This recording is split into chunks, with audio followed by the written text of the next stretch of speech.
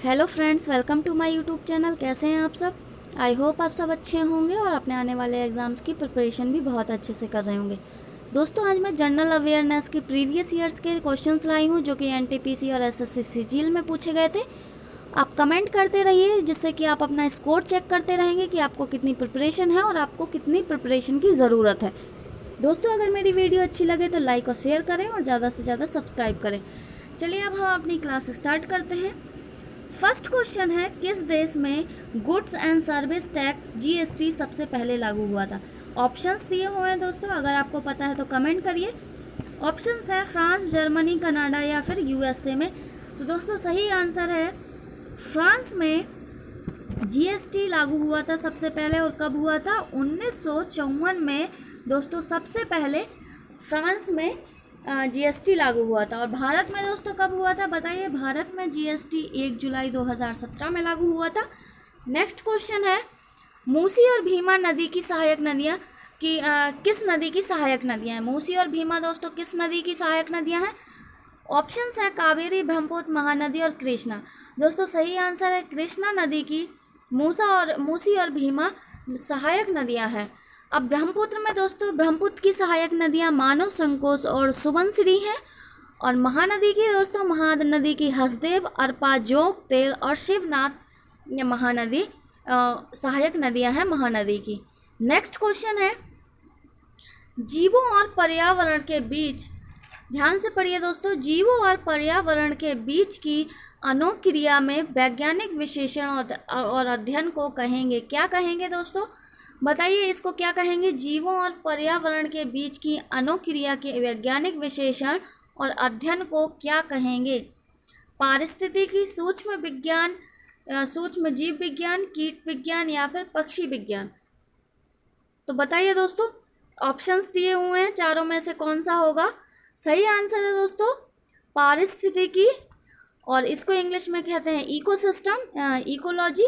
जीवों और पर्यावरण के बीच अनुक्रिया के वैज्ञानिक विश्लेषण और अध्ययन को दोस्तों हम क्या कहेंगे? पारिस्थितिकी, इकोलॉजी। और सूक्ष्म जीव विज्ञान को क्या कहते हैं इंग्लिश में? माइक्रोबायोलॉजी कहते हैं। और कीट विज्ञान को दोस्तों हम इंग्लिश में एंटोमोलॉजी कहते हैं। और पक्षी विज्ञान को ऑर्निथोलॉजी कहते हैं।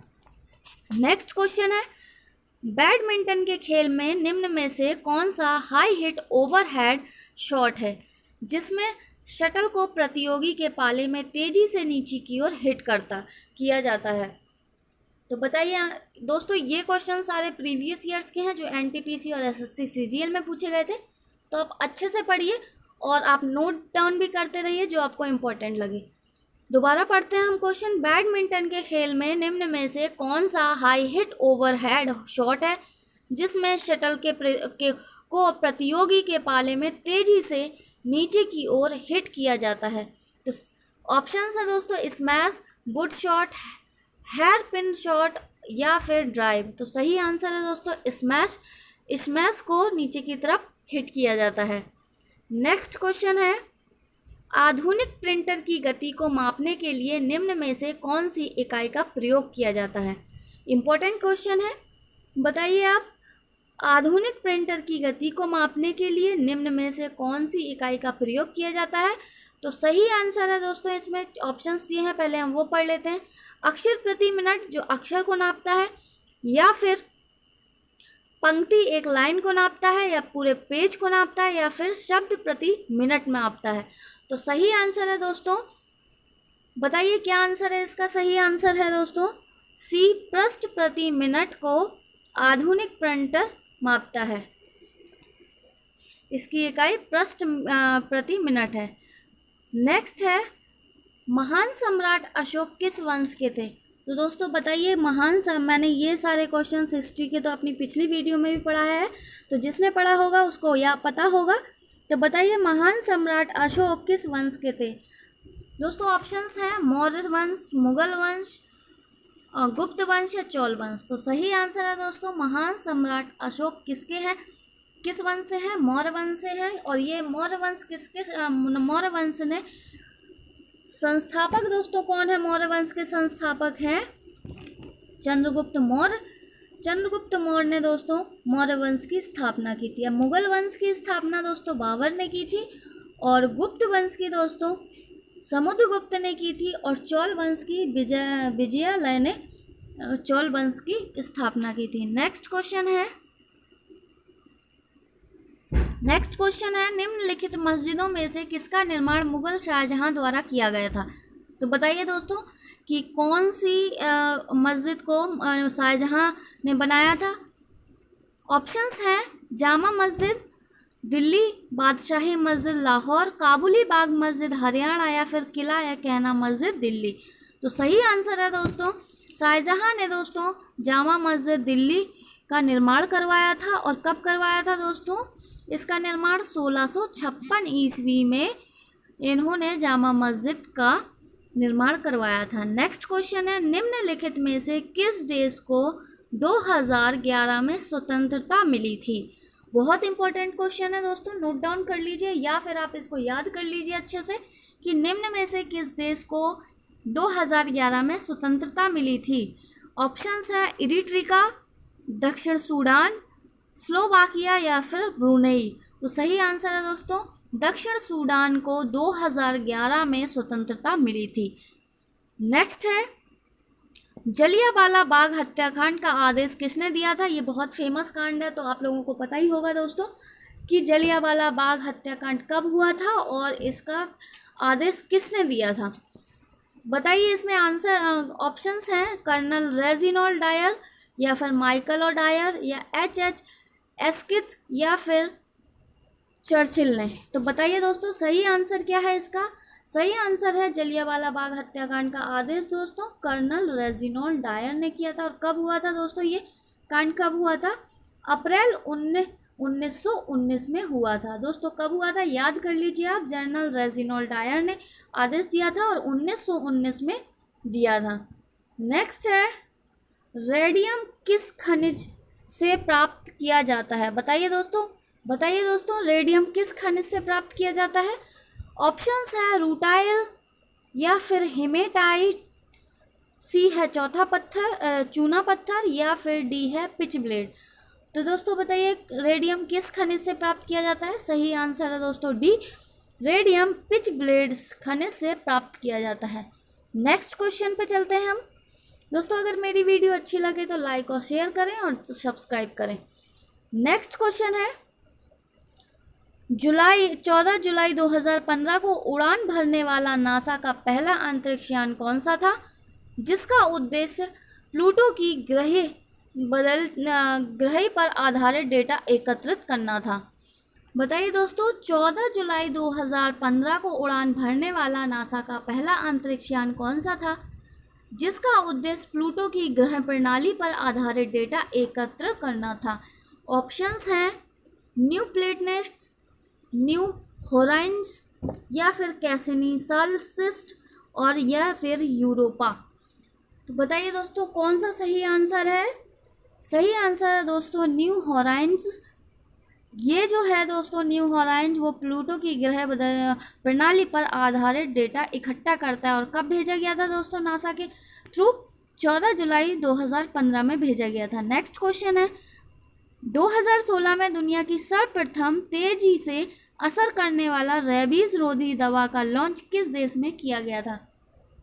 दोस्तों बताइए बहुत इंपॉर्टेंट क्वेश्चन है 2016 में दुनिया की सर्वप्रथम तेजी से असर करने वाला रेबीज रोधी दवा का लॉन्च किस देश में किया गया था। ऑप्शंस हैं भारत, इंग्लैंड, दक्षिण अफ्रीका या फिर जर्मनी। तो सही आंसर है दोस्तों भारत ने किया था। भारत में हुआ था 2016 में दुनिया का सर्वप्रथम तेजी से असर करने वाला रेबीज रोधी दवा का लॉन्च भारत में हुआ था। नेक्स्ट क्वेश्चन है ये बहुत आसान है, आप लोगों को पता होगा तो कमेंट करिए। NaCl किसका रासायनिक सूत्र है। दोस्तों बताइए NaCl किसका रासायनिक सूत्र है। अमोनिया का, पानी का, नमक का या फिर चीनी का।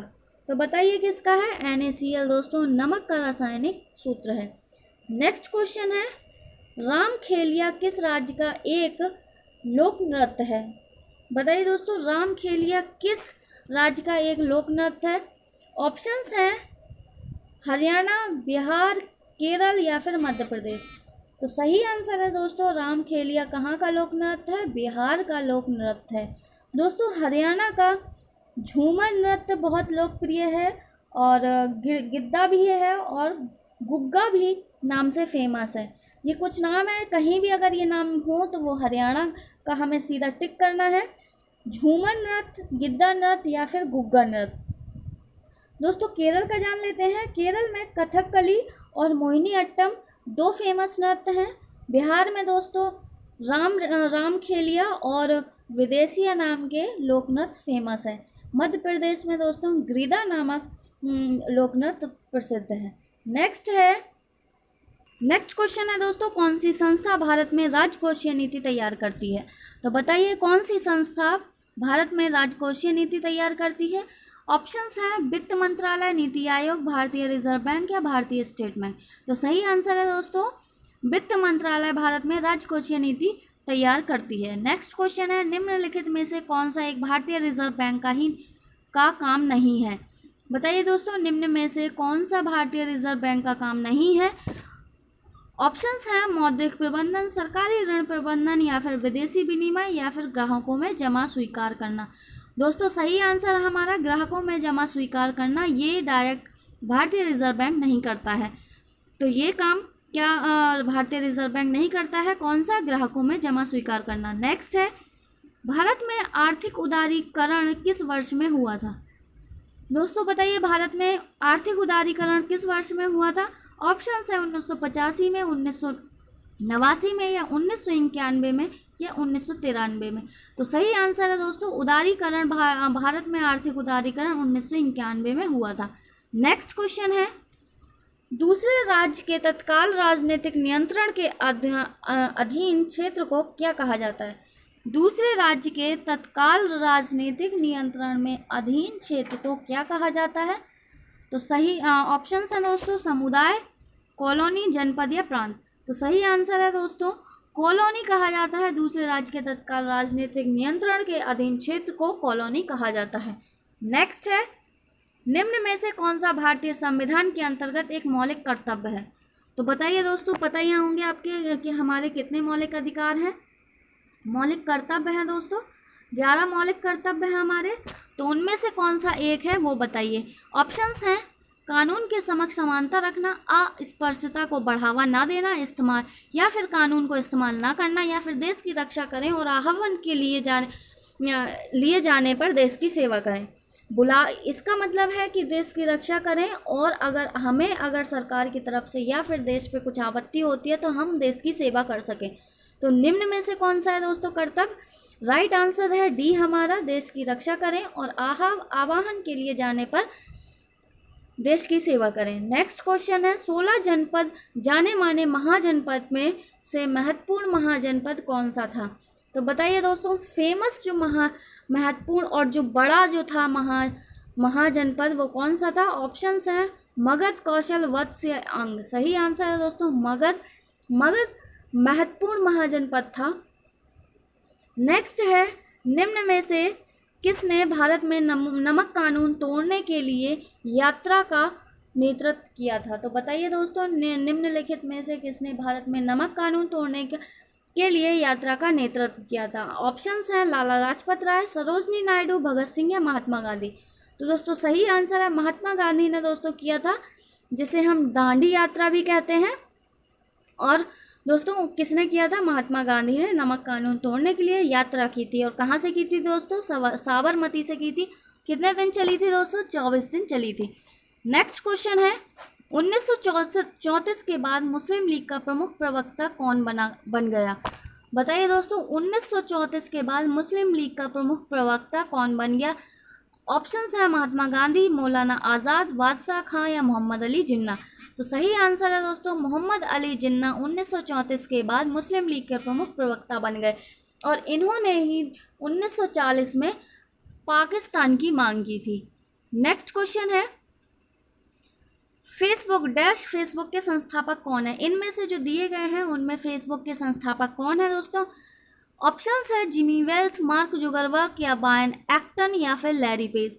तो सही आंसर है दोस्तों मार्क जुगरबर्ग फेसबुक के संस्थापक हैं। नेक्स्ट क्वेश्चन है, जे थॉमसन को किसकी खोज के लिए भौतिकी विज्ञान में नोबेल पुरस्कार दिया गया था? बताइए दोस्तों, पता ही होगा ये, हम तो छोटे से पढ़ते आ रहे हैं तो पता होगा ये कि जे थॉमसन ने किसकी खोज की थी। तो जे थॉमसन ने दोस्तों, बताइए ऑप्शन है प्रोटॉन की, इलेक्ट्रॉन की, न्यूट्रॉन की या फिर पॉजिट्रॉन की। तो सही आंसर है दोस्तों, जे थॉमसन ने इलेक्ट्रॉन की खोज की थी, जिसके लिए उन्हें 1932 में नोबेल पुरस्कार से सम्मानित किया गया था। नेक्स्ट है दोस्तों, न्यूट्रॉन की खोज कब हुई थी और प्रोटॉन की कब हुई थी? प्रोटॉन की किसने की दोस्तों? प्रोटॉन की खोज रदरफोर्ड ने की थी और कब की थी? 1920 में की थी। अब इलेक्ट्रॉन की तो पता ही चल गया दोस्तों, 1932 में हुई थी, जे थॉमसन ने की थी। न्यूट्रॉन की खोज किसने? चैडविक ने की थी, 1931 में की थी। और दोस्तों लास्ट पॉजिट्रॉन भी 1932 में खोज की गई थी और किसने? एडरसन ने, कार्ल डी एडरसन ने खोज की थी। नेक्स्ट है इकोनॉमिस्ट। नेक्स्ट और लास्ट क्वेश्चन है ये दोस्तों, इकोनॉमिस्ट, और ये CGL में पूछा गया था। Economist intelligence unit report worldwide cost of living survey 2019 के अनुसार निम्नलिखित में से कौन सा शहर भारत के 3 सबसे सस्ते शहरों में नहीं है? मतलब महंगा शहर के हो गया। तो महंगा शहर कह लीजिए, सबसे महंगा शहर कौन सा है, या फिर जो 3 दिए गए हैं उनमें से सस्ता शहर नहीं है। ऑप्शन है चेन्नई, मुंबई, नई दिल्ली या फिर बंगाल। तो सही आंसर है दोस्तों, जो सस्ते शहरों में नहीं है वो मुंबई है, क्योंकि मुंबई बहुत महंगी है। दोस्तों अगर मेरी वीडियो अच्छी लगे तो लाइक और सब्सक्राइब करें और ज़्यादा से ज़्यादा शेयर करें। नेक्स्ट वीडियो में मिलते हैं हम न्यू क्वेश्चंस के साथ और न्यू वीडियो के साथ।